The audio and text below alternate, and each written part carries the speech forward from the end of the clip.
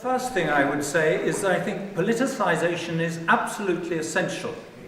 In a way, what we mean by politicization is involving public opinion, informing public opinion. Democracy does not work without informed public opinion. And if you look at the changes in income distribution in the 20th century, I suspect they're largely driven by the waxing and waning of the strength of the socialist movement and of trade unions, the fear of communism, all that kind of thing. You have very high inequalities up until the end of the 20s. Then from about 1930 onwards, declining inequality. That goes all the way through until the 1960s, peters out in the 1970s. And then by the time we knew that the communism wasn't any kind of a threat, you get the modern rise of inequality, and we're right back where we were in the 1920s. People like Blair thought that inequality didn't matter because, it had mattered in the 30s when so many people were in awful hardship. But now people have DVDs and central heating, perhaps it doesn't matter. It's essential to get people to see that the debate has changed. It's not just about the material effects. The outcomes we show are largely behavioral things. We are looking at the psychosocial effects of inequality. We are not going to get changes in the real world without informing public opinion, so it feeds into the political process. And I think that people on the left and the socialist movement, Fabians, the founding of the London School of Economics, all that, the left has always played an essential role in the social sciences. I think people are sometimes surprised that so many different outcomes appear to be related to inequality. Size of prison populations, teenage births, drugs, life expectancy, mental illness, so on. And indeed, our book was called A Theory of Everything. It's not a theory of everything, it's a theory of problems which have social gradients in one society after another. You can see our book as an explanation or a theory of problems with social gradients. We actually did a formal test of that in a paper in the American Journal of Public Health, where we took different death rates, some which had strong social gradients, others weak social gradients, others no social gradients. And we find that the things related to inequality are the ones with strong social gradients. So all we're saying, not a dramatic jump in causality, is that things which we know are related to social status get worse when you increase the social status differences. Incredibly simple. In fact, half the audiences we speak to said we knew that before. And indeed, large proportions of the population since before the French Revolution have known that inequality was divisive and socially corrosive. All that's changed is now you can begin to show that the statistics bear that out. The real test of a scientific theory, I did several years with Popper as a student at LSE, is whether it makes novel predictions. The first test of the theory that there was that inequality mattered, when I and someone else had shown the relationships internationally, it was tested out simultaneously by people at the Harvard School of Public Health and the University of Michigan to see if the same thing was true in the 50 states. I would have been really nervous if I'd known they were doing that work, but actually the papers were published simultaneously in the British Medical Journal showing it was extraordinarily true. That quote of mine from that RSA meeting about these things having been established beforehand, 3 years before our book came out, Kate and I had done a review of 168 studies of income inequality in relation to population health. And there are lots of others showing aspects of like trust and social capital related to inequality.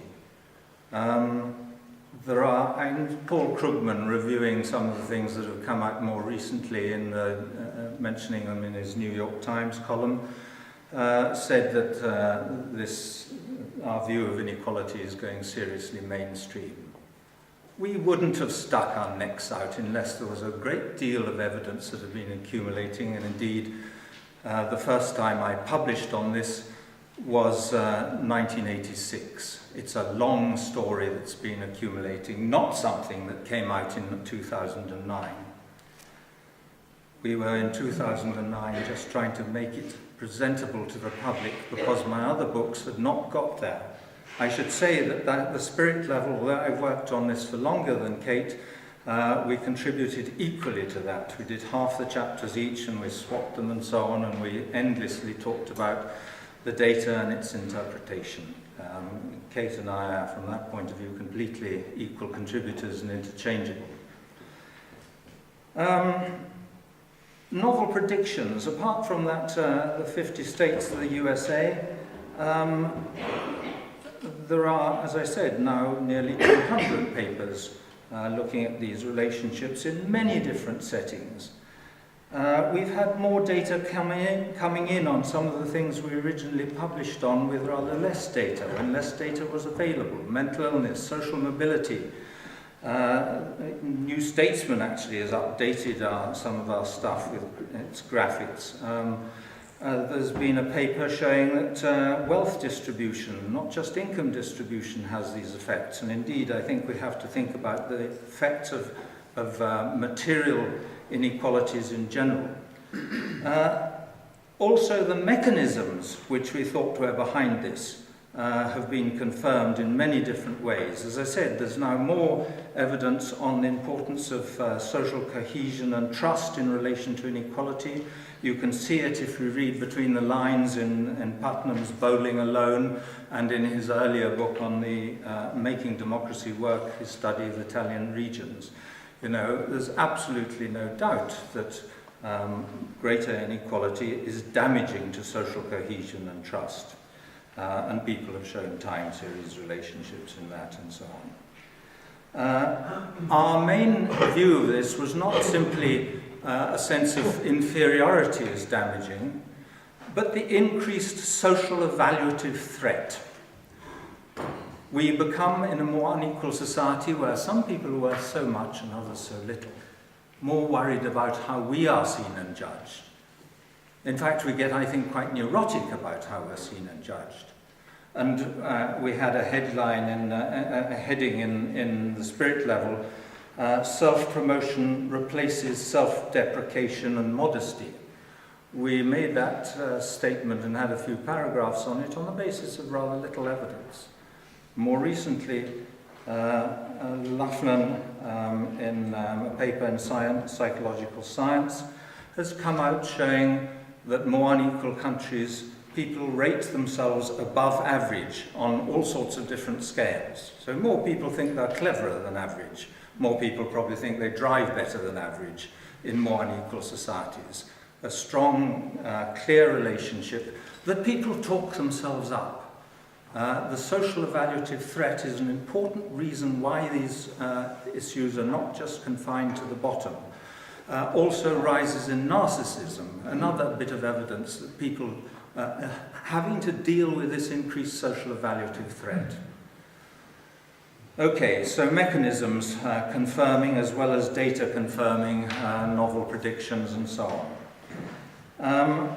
People often criticize our work that it's just cross-sectional.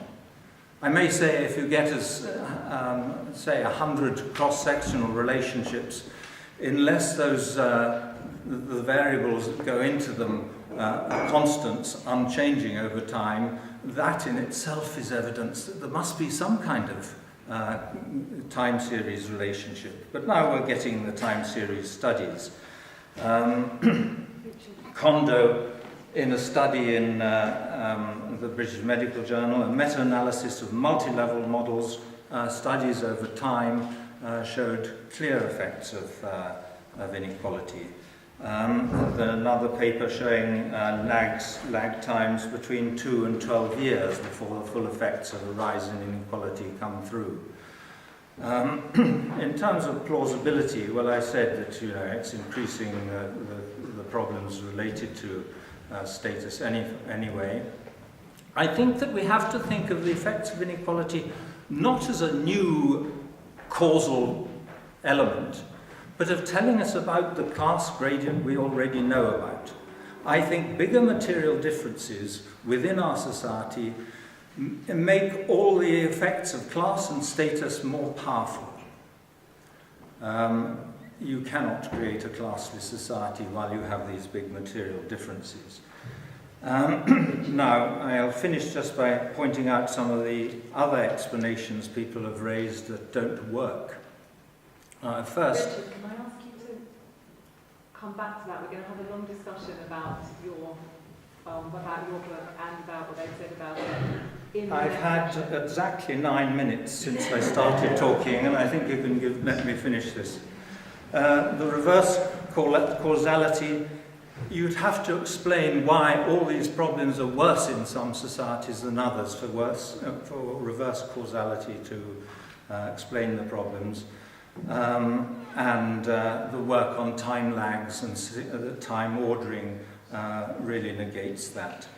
Race and ethnicity, people have looked, for instance, at studies of homicide, looking in the States just at white perpetrators of homicide and inequality, income inequality measured just amongst whites, and it stands up for that. RAM has done studies on 108 countries looking at ethnic differences, ethnic diversity in those societies, and it doesn't explain the effects.